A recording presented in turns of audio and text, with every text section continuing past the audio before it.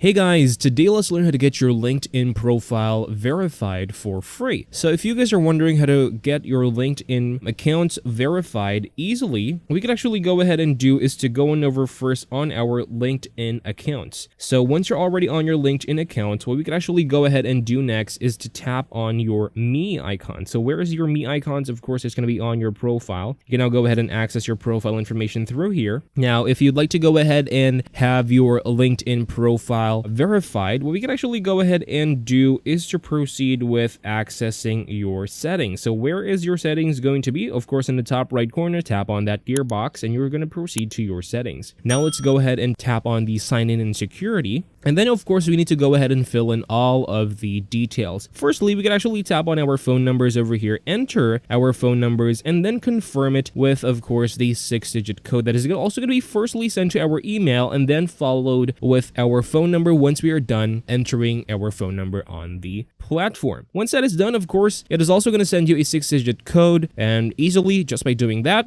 you're going to get verified with your phone number and also increase the chances of overall verifying your account since your phone number is already verified. And as that is all for this video, thank you guys for watching. Please like and subscribe, and I'll see you guys on the next video.